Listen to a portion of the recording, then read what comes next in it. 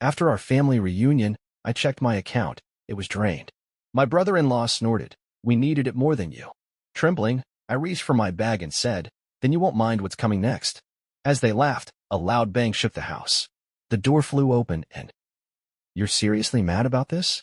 Seth leaned against the fridge, beer in hand, that smug half-grin glued to his face. Relax. We needed it more than you. I blinked, my thumb hovering over the refresh button on my banking app. I'd already hit it 3 times. It still showed the same number. $4.87. That couldn't be right. Yesterday, I had over $14,000. 14,000. You what? My voice cracked a little. Sarah, my sister, let out a laugh from the couch. She looked completely unbothered, legs curled under her, sipping wine like this was just another episode of Family Game Night. Oh, don't be so dramatic, she said. It's not like we stole it. We're family. You drained my account. It's not draining if we're gonna pay it back, Seth added with a shrug.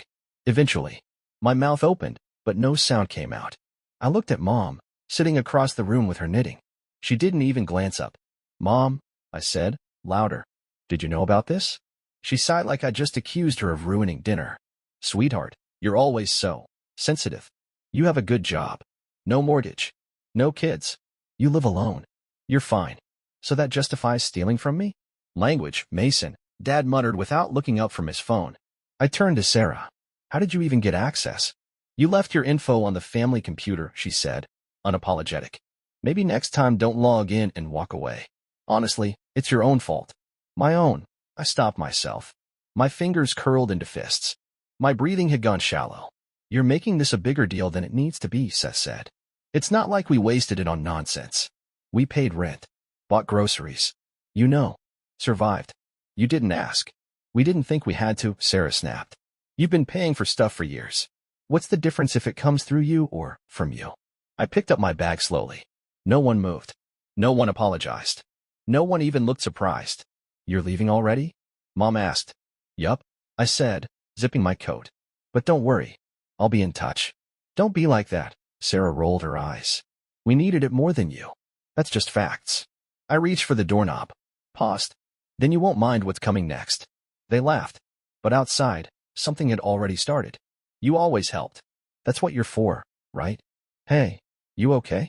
It was my cousin Jin, catching up to me outside as I marched to my car, fist clenched and jaw locked. No, I muttered, yanking open the door. I heard what Sarah said, she added carefully. That wasn't right. I didn't answer. Because if I spoke, I'd scream. The thing is, this wasn't the first time. For years, I'd been the responsible one. The one with the stable job. The one who didn't need help. So somehow, that made me the family wallet. It started small. Sarah forgot to pay her phone bill once. I covered it. Then Seth lost his job and asked to borrow a little something to get through the month. Then there was a birthday gift for their daughter I offered to pay for. Except I didn't. They just assumed I would. And every time, they made it sound like I owed it to them. You're lucky, Mason, Mom would say, her voice sweet but sharp underneath. You don't have the struggles your sister does. God gave you ease so you could share it. Family means supporting each other. Dad chimed in more than once. You wouldn't be here if it weren't for us. Translation? We gave you life. Now give us your paycheck. I never asked for anything. Not when I was laid off for 6 months and lived off rice and eggs.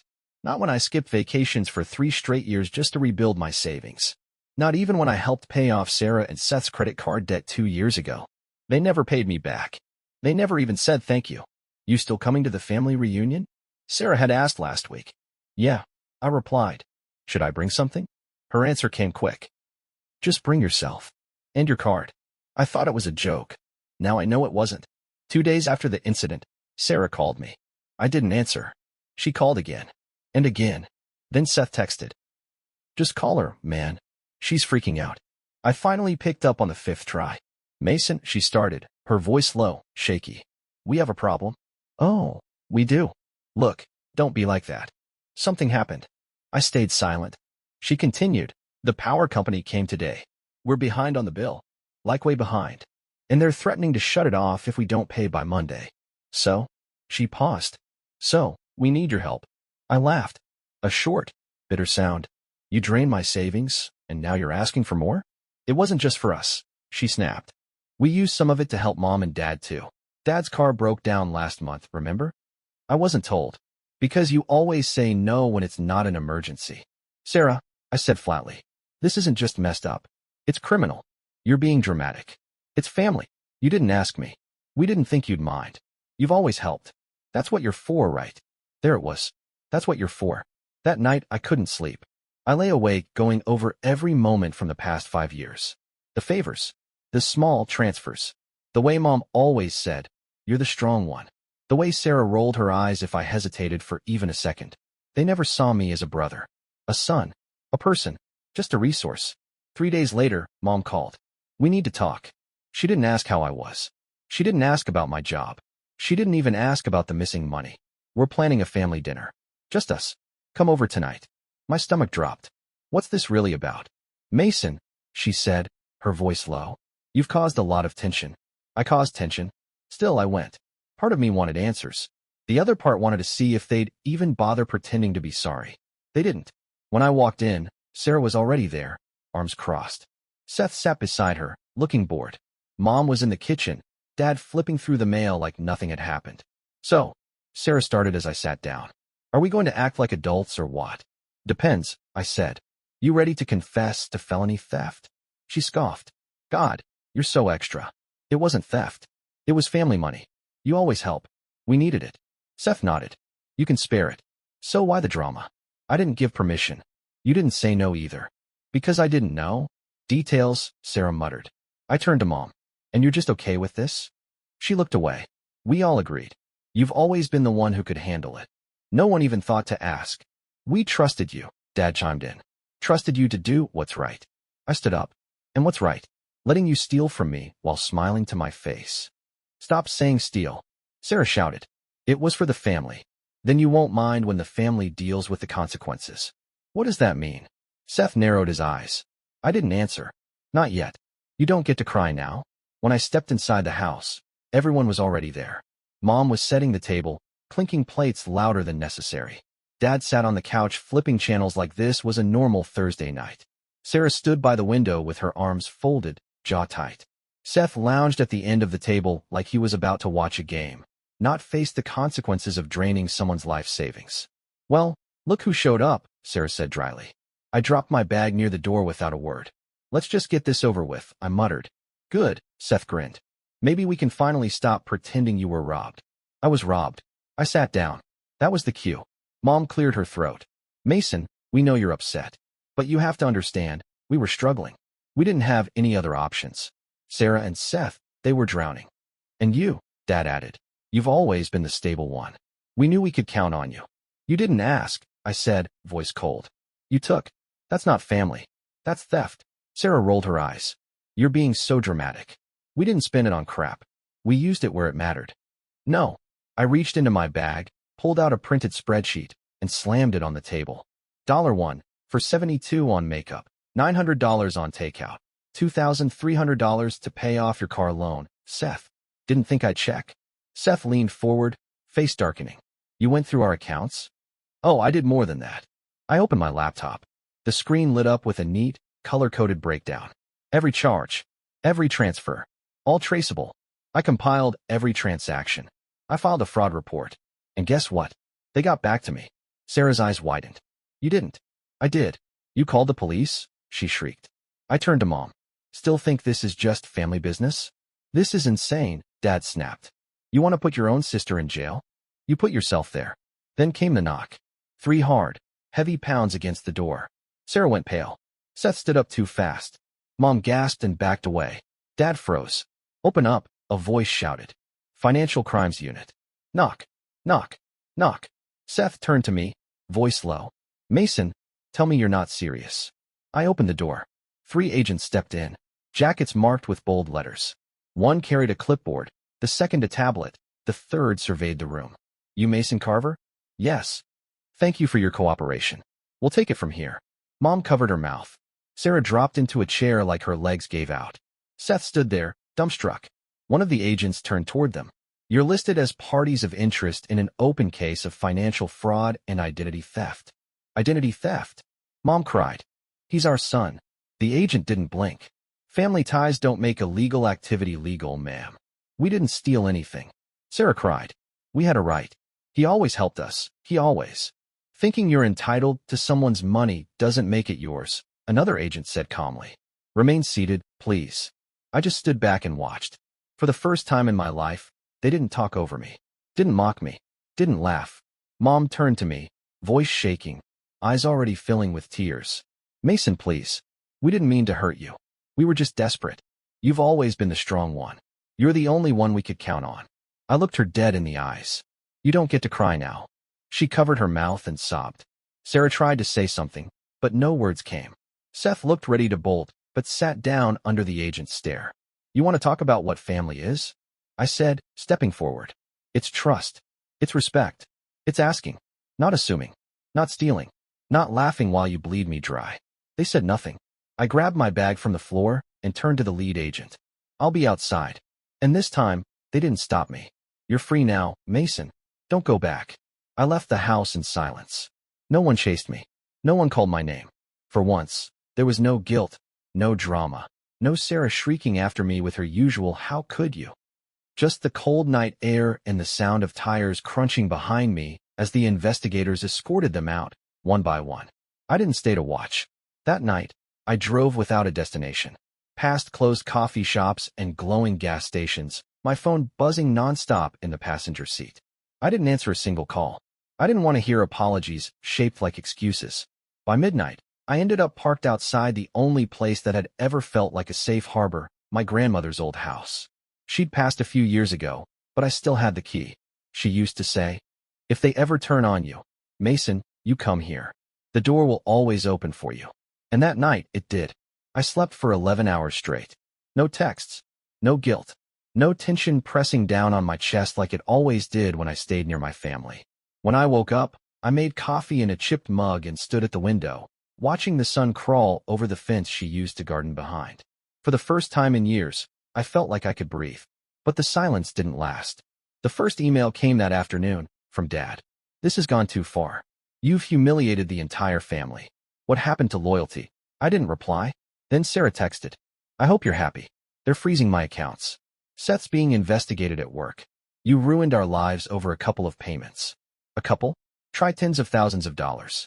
Try 5 years of silent sacrifice. Then came Mom. A voicemail. Her voice soft, cracking. You didn't have to do it this way. We could have handled it like a family. Mason, sweetheart, please. They're threatening charges. They said we might lose the house. I replayed that line in my head. They might lose the house. And suddenly, I wasn't angry. I wasn't vindictive. I just didn't care. Because I had already lost a home. Years ago, when they decided I was worth more as a bank account than a son. 2 days passed. Then a message popped up from someone I didn't expect. Seth's brother. We weren't close. Maybe said 5 words to each other at birthdays. But his text was simple. Just so you know, Sarah's trying to shift blame on you. Says you knew and approved the money transfers. There's a lawyer involved. Watch your back. I almost laughed. Even now, even with everything crumbling, she was still trying to spin it. That night, I called my lawyer. Send everything. I said, we're not just pressing charges. I want a restraining order too. But not every message was hostile. A week later, I got a short email from Kelly, Seth's sister. I know we haven't spoken in years, but I just wanted to say you were right. About all of it. About how they treat you. About how toxic it's gotten. I used to think you were just cold. Now I think you were brave. I stared at her message for a long time. Brave. No one in my family had ever used that word on me. One morning, my phone rang again. Unknown number. I almost declined it, but something told me to pick up. Mason. The voice was small, hoarse. It's Sarah. I didn't say anything. She kept talking. Look, I know I messed up. Okay. I went too far. I didn't think it would go like this. Seth's been suspended. Mom won't stop crying. Dad won't even speak to me. And you? She hesitated. You always had the power to ruin everything. And you finally did. I didn't speak for a moment. Then I said flatly, I didn't ruin anything. I just stopped letting you walk over me. Silence. Then, can you just stop it now? Drop the charges. Please. I'll do anything. Just make it stop. I almost felt something. Almost. But then I remembered what she'd said the night of the reunion. We needed it more than you. I smiled bitterly. No, I said. You made this mess. You live in it. And I hung up. That night, I cooked myself dinner in peace. Played my favorite album from college. Sat on the porch with a mug of coffee and watched the world go by. And for the first time since I was a teenager, no one asked me for money. No one guilt-tripped me. No one made me feel like I was only valuable if I was giving something. I wasn't their wallet anymore. I was just me. And that was enough. I'm not your bank. I'm not your backup plan. I'm done. It's strange how quiet peace is. No one tells you that. You imagine it'll feel like fireworks or loud music or some grand celebration. But for me, peace sounded like no one asking me for money. No one calling me selfish. No one sending long texts with "since you're the only one doing well." Just silence. Glorious, uninterrupted silence. 3 months have passed since the night I blew everything up. 3 months since the investigation started. Since my family stared at me in shock as agents walked through their front door and reality finally punched through years of delusion. They say you can't choose your family. Maybe that's true. But you can choose how much of yourself you're willing to lose trying to keep them happy. And I was done losing. The fallout came fast. Sarah and Seth tried damage control first. A lawyer emailed my attorney offering to privately resolve the situation.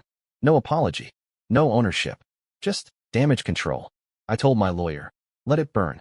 A week later, Mom sent a letter. 10 pages. Her handwriting, still neat but trembling in parts. She wrote about how things got out of hand, how they never meant to hurt me, how she hoped I could see the bigger picture. "We just assumed you'd always be there," she wrote. "That's what good sons do." That line stuck with me, because it said everything. Not, "We were wrong." Not, "You didn't deserve that." Just, "You were supposed to stay quiet and keep giving." I didn't write back. I didn't call. And for the first time in my life, I didn't feel guilty about it. I moved. New apartment. New state. No more accidental drop-ins from relatives. No more surprise visits from Sarah. I even changed my number. My boss, noticing how focused I'd become, offered me a promotion. I took it. It's funny how much better you perform at work when you're not secretly juggling your sister's car payments and your mom's overdue utility bills behind the scenes. I sleep better now. I eat better. I breathe better. Because I'm no longer carrying 4 people on my back who refuse to say thank you. Then one morning, a letter showed up. No return address. Inside, a check for $1,200. And a handwritten note. I left him. "You were right. I was scared. But watching what you did, it gave me the courage to walk away too. This is for everything you paid for Ellie. For the tablet, the rent, the clothes. I know Seth never thanked you, but I am. Thank you for being the example I needed." Kelly. I read it twice. Then I cried. Not out of sadness. Not out of pain. But because for the first time, someone in that family saw me not as a wallet, not as a scapegoat, but as a person. People ask me sometimes, "Do you regret it?" And the answer is simple. No. I regret waiting so long. I regret every sleepless night, every canceled vacation, every tight budget I lived under while they dined out, shopped, and posted about grateful family vibes on Instagram. I regret the way I made myself small so they could feel big. I regret all the times I stayed silent when I should have said, "You're crossing a line." But do I regret standing up? Burning it down? Never. My therapist once asked me, "Why did it take you so long to say no?" And I said, "Because I thought that saying no meant I didn't love them." She nodded and said, "Saying no is how you teach people to love you back." I've never forgotten that. A few days ago, I ran into someone from high school. She said, "Hey, I saw what happened with your family. That's wild."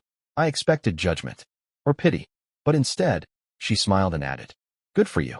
Most people never get out." I thanked her. Then I walked away feeling a little taller. Sarah and Seth are still under investigation. Last I heard, Seth's lost his job. Sarah's bank account was frozen. Mom's trying to refinance the house, and Dad's apparently blaming outside influence for tearing the family apart.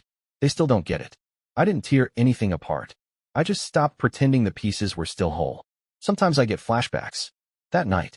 The table. Sarah laughing as I checked my account. Seth grinning like it was a joke. Mom brushing it off. "You don't need that money," she said. And now? Now they know the truth. That money wasn't just money. It was my life. My time. My health. My boundaries. And they crossed them for years like it meant nothing. Now they pay the price. I don't celebrate their downfall. But I celebrate myself. For surviving it. For walking away. For not going back, even when the silence felt lonely. Even when the guilt whispered in my ear like it used to. Because that silence? It's freedom. So if you're reading this and you've been the strong one, the responsible one, the good son or good daughter who's expected to pay and never say a word, let me tell you what I wish someone told me. You don't have to set yourself on fire to keep others warm. You're allowed to stop. You're allowed to walk away.